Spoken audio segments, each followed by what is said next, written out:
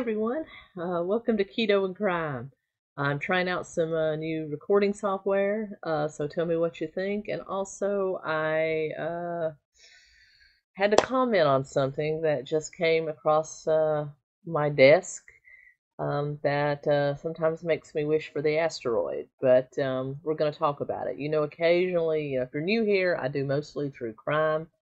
Movie reviews with a horror true crime twist, or dark history. I do occasionally delve into commentary, and one of the causes that I am very passionate about is fighting what is known as fat acceptance.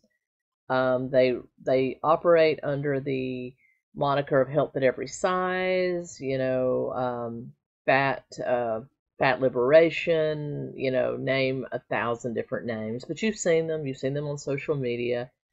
They just tend to be, in my opinion, very unhappy people with some problems, and they put forth the misguided theory that being obese, and I'm not talking about a little chunky, I'm saying being obese, which is something like 100 pounds over your normalized weight, is healthy. And they call things like dieting or, dating preferences. If you don't want to date larger people, they call that all fat phobic. There's even a movement among them to remove the BMI as the standard of measure. And I'm the first one to say, yes, there's some problems with the BMI, but it is still the best measure that we have. They pretty much throw out the window anything to do with tying obesity to health, that it's not unhealthy for you when all the science says differently. Well, along those lines, I recently found out that among all the different conferences that we see year to year, there's a conference for everything. There are now 2 fat acceptance conferences deemed Fatcon, one taking place in October of 2023 in Philadelphia, where the keynote speaker will be this person. And the reason I say this person, this is Sonalee They are a non-binary fat sex therapist. I can't even go forward with the irony that they refer to themselves as they being very large. I mean, these jokes write themselves.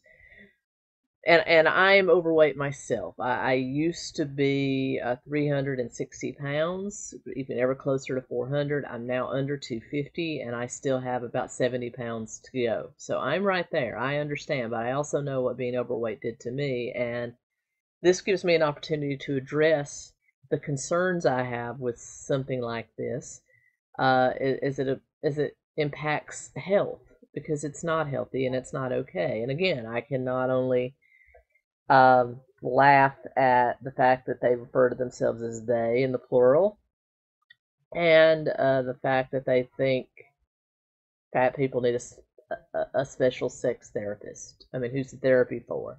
The fat person or their partner? Because if you're not attracted to fat people, I would hope that you're not being forced to engage. But anyway, that's neither here nor there. So I thought we would first of all take a look at some of their views, and we'll react to a video of theirs. And then I want to tell you about another Fatcon that's taking place in 2024 in Seattle. So these are springing up all over the place. So let's take a look at Sonalee Rashtawar. Hi, my name is Sonalee Rashatwar. I use she and they pronouns because I identify. Now that's different. On the poster it says they use he and they pronouns. So this person has already flip-flopped. But anyway. As non-binary, and I'm popularly known on Instagram as the fat sex therapist. I am a super fat, queer, bisexual, non-binary Indian American, second generation immigrant, documented, non-practicing Hindu, lower caste, upper middle class, East Coast for life, Jersey girl. Okay, let's just take the identity politics checklist. She's got a lot of them. Cat mom, plant dad, and licensed clinical social worker living in Philadelphia. I am here today to talk about Really so why screwed up. fat phobia is not a sexual preference. Before we go into any content, if just upon hearing that statement you ask yourself, actually, it's okay to not be attracted sexually or physically to fat people. Yes, it is. Just like it's okay not to be sexually or physically attracted to men or women or trans people or rocks. It's okay if you're not attracted to a certain set of the population. It's okay. It's okay if you're not attracted to very skinny people or muscular people. Bodybuilders, like the really big ones, are very much are in a very, very small minority and are often more ridiculed than overweight people. So it is okay to not like a certain type. People have types. That's okay. Or not wanting to date fat people doesn't make me fat phobic. No, it Well, doesn't. we might need to talk about that. Oh, I'm sure So you let's have a get lot to into it. say about it. Anytime we are working through unraveling internalized fat phobia, it can feel almost like a knot wanting to be unraveled. And it's helpful to know that when we interrogate that internalized fat phobia, it might come up through feelings of defensiveness and frustration, especially when looking through some of the posts that I write, especially this one on fat phobia not being a sexual preference. Typically, the way that we understand fat phobia as a structure is the same way that we would understand any other type of body-based oppression. And so when I say structure, I mean that there are two levels of fat phobia. That's the individual level and the systemic level of fat phobia. And within each of these, there are two separate types of individual and systemic fat phobia. So in the individual level, there's internalized fat phobia and interpersonal fat phobia. And within the systemic level of fat phobia, there is institutional fat phobia and structural fat phobia. I find that this four-tiered system is really important for us to really understand when we're trying to dissect the different ways that fat phobia exists across a structure ladder. Are you really saying that somebody not being sexually attracted to a large body is because of systematic or internal oppression? No, it's not. It has nothing to do with any kind of ism. You're just not attracted to larger bodies, just like some people aren't attracted to skinny bodies. That's okay. We're way overthinking this, people. We are way overthinking this. Humans are wired genetically to go after very healthy, vibrant partners to, have children with, build a family with. We're just wired that way. And unfortunately, fat people have given themselves, in most cases, there are very, very, very, very few cases of an illness that actually causes you to balloon up to the type of obesity that these people are saying is okay. Um, so you've handed it to yourself through untreated, undiagnosed mental illness, addictions to food. I heard another YouTuber say that our food environment is toxic, and it is. We're surrounded by so much manufactured processed foods, and then the fact you can have food delivered to your door with the snap of an app and not even have to look at the delivery driver. They just leave it. So you can literally be a shut in as long as you have money and eat yourself into oblivion. And it's very toxic. So it is on the individual to make better choices about what they put into their bodies. And the fact that you haven't chosen to do that is endemic of something even greater, like anxiety, depression, or just some people just don't give a white hot blank about themselves, and that's a problem in itself. And so saying that you not being attracted to someone that, with all due respect, that looks like me, that looks like you, is phobic or an ism is just absolutely asinine. Laterally, because oftentimes we only get stuck thinking about fat phobia as someone called me fat on the internet, or my aunt commented on how much weight I gained when I saw her at Thanksgiving. You call yourself fat on the internet.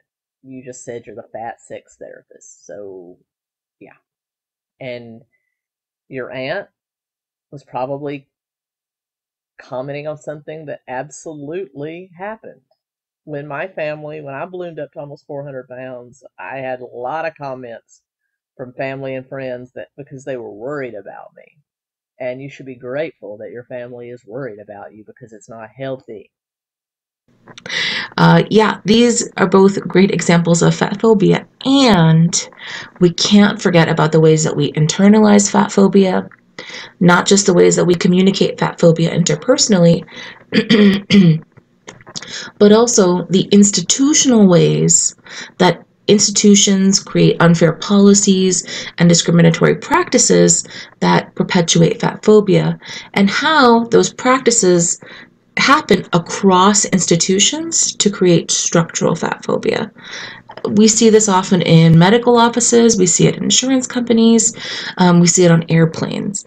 That's kind of what we think of when we think of structural fat phobia.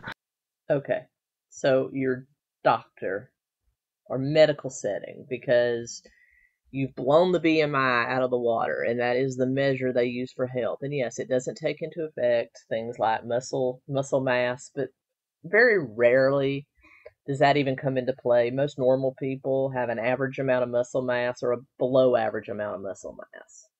And so the BMI is pretty, at least 85% effective in, telling you where your weight should be in a range. And it's not like they just give you, you're supposed to weigh 185 pounds. It's a range, so that range is probably 85% dead on. So yeah, so they're not being fat phobic. They're going by what the science has suggested over hundreds of years of research. Airplanes. There's only a certain amount of room on an airplane. And if you don't fit in a seat, you don't fit in a seat. And it's very unrealistic in a capitalist economy. And, unfettered capitalism has its problems, but it's a much better alternative than socialism or communism. And even in those aspects, you're not going to see bigger seats. Trust me. Um, there's only so much room on a plane, and they have to have an effective return on investment for the plane, the fuel, all the costs of a staff, the flight crew, the ground crew, the cost of their overall infrastructure that go into that flight. They have to have a return on investment on that, or there won't be any airline company. And do you really think if the government took over airlines, they're not going to be concerned with not, at least not losing money out the ass? Which means that the seats are not going to get any bigger. And so the suggestion now is that if you don't fit into one airline seat, you buy a second airline seat or even a whole row of airline seats if that's what it takes to get you into that seat. That's on you. That's not on the airline. And also, planes have weight limits. I know that's horrible, but if you are 3 times as big as an average person, that means that with luggage and people and the plane itself, that you're providing the weight of 3 people. And if they allow you on there and they make those seats bigger, then you're taking up space that two other people could have had. So that's that. And insurance companies, it is a documented scientific fact that large people die earlier than thin people. Yes, not every thin person that walks around is healthy, because there's always could be something going on in between. But we know without a doubt that overweight people, especially obese people, are 10, 20, 30 times more likely to have ailments. And you don't see a lot of obese people of this size past age 60. And if you do, it's because they were thinner and then they got to the advanced stage and then they gained weight. And they usually don't last long after that. So, yeah, insurance companies are going to charge you more because you are going to cost them more money in the long run. And that is not fat phobic, that is facts. We think of fat folks who lose their jobs to being fat. I think about Who has lost their job to being fat? Unless you're a lineman for the electric company, a tree surgeon, something that there's certain jobs that overweight people just can't do. And but I don't think office workers lose their jobs just because they're fat. They may not be a very productive person and get, cut in a layoff, and maybe they're hiding it there. But you have to look at it like that. Fat people cost more. They cost a company more. You've watched my 600-pound life, I'm sure. If you're talking about those people can't even get out, but I've also seen, other fat bloggers, fat positivity bloggers that are literally online complaining about the fact their boss won't let them eat in a business meeting. So yeah, do you see the disconnect there? Do you see the disconnect there? fat folks who get kicked off planes. I think of fat Because folks they who don't get fit. denied insurance coverage or medical care For sure. due to their BMI status, the BMI number assigned to them. They're often refused things like top surgery or fertility treatment, which is fat phobia. That is Obesity causes fertility problems. So the first stage of being able to get pregnant would be to deal with what you can deal with. That is, lose some weight, and maybe your fertility will come back. medical fat phobia and a discriminatory practice that was created intentionally to discriminate against fat bodies. No, it was created to keep people alive. If you're watching this video in the US, then you know that the BMI, or the body mass index, is a scale, a metric, used to apply discrimination on fat individuals. So when I go to the doctor's office, Okay, I think that's enough from her. This is the type of person that's going to be speaking at this Fatcon, and they are putting these asinine ideas. I almost think that she knows that this is asinine and this is just a troll, a grift to get money. But there's something very, very bad going on with this person's mind. I mean, obviously, it's an excuse not to do anything about it. And you are going to die young if you don't do something about your weight.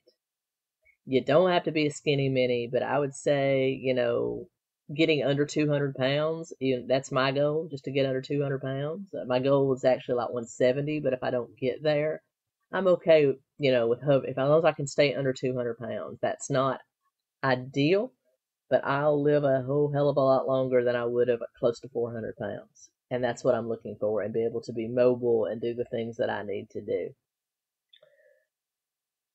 Again, no, you don't have to be skinny mini, but if you could get to around 200 pounds, maybe less, I think that's something that every human is capable of.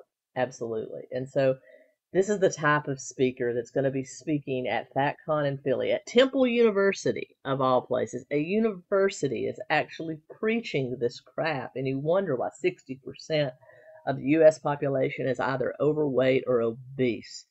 Guys, it's a self-imposed Armageddon.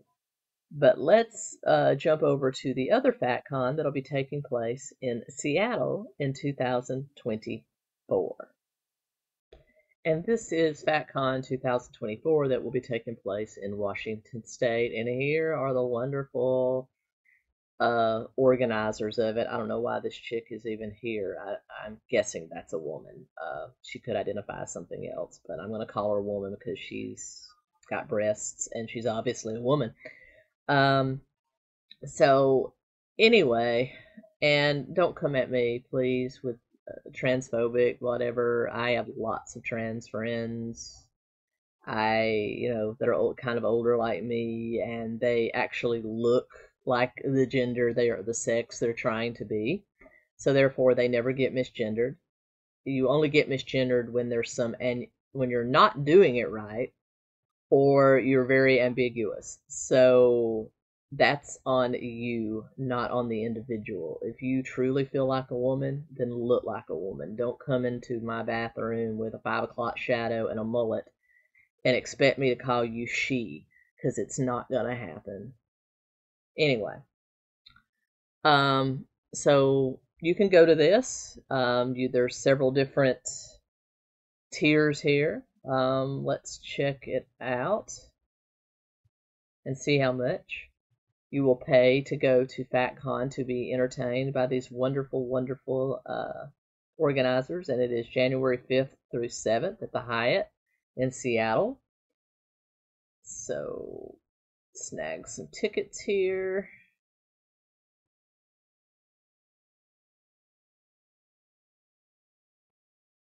So, general admission just to get in and be able to go to a brunch, have all 3 days of the convention, be able to go to the workshops and also the Fat Babes Marketplace, which they said will contain at least 20 vendors that cater to large size women. I would imagine these are care products, clothes, things like that. And I'm glad that those services are there for obese people that need them. I need plus size clothes. So I'm just now into a 1X, 2X where I can go into a regular store sometimes. But so I'm glad all the services are there. Those are needed, but that should be a temporary situation. It shouldn't be a permanent situation, and these people are saying it's okay for that to be a permanent situation, and that doesn't fly with me. So just to get into this thing, it's $250 plus you have to pay for your own hotel and travel. If you want to have some priority registration, where you can sit up front at everything, where you can go into the hospitality and you get this nice ribbon that says you're a VIP. It's $500. A Fat Bay is $600, and you get a free goodie bag and a Fatcon t-shirt in addition to everything like that. Then, if you want to be a VIP and pay $1,200, you get all of the above plus a custom badge, and you get your hotel free. So that is something.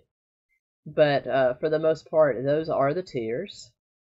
Let's look at the presenters and everything you're going to be enjoying while you're there, shall we? Let's go to our policies. Again, they're still requiring, I believe, masks here, which is just weird. You have to have proof of your jab, that you've had a jab. You also, they want you to still wear surgical masks or these 95 masks, which it's 2023, people. Only if you're immunocompromised do you need to live like that. And then their team, they have a burlesque performer, an art director, a queer fat artist here. Good God, this person is really into herself. She's a burlesque performer. Another burlesque, erotic artist, and burlesque. So these are all, if you don't know what burlesque shows are, they're very overly sexualized shows. I mean, they're great if that's what you're into. I've been to a few. I found them very fun, depending on the theme of it.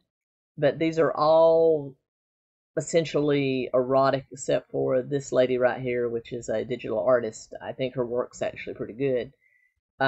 These are all in the sexual industry as well as being overweight.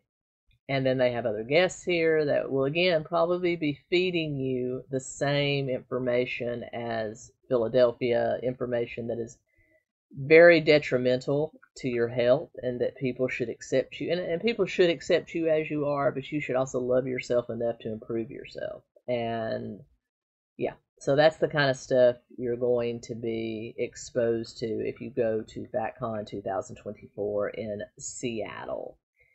And so, everyone, if you want to spend anywhere from $250 to $1,200 to attend either one of these Fatcons, go for it, and let me know how, if you have fun. If I had the money, I would probably go just to see what's to be seen and report back to you guys. But this is what the world has come to, and it's really, really sad, guys.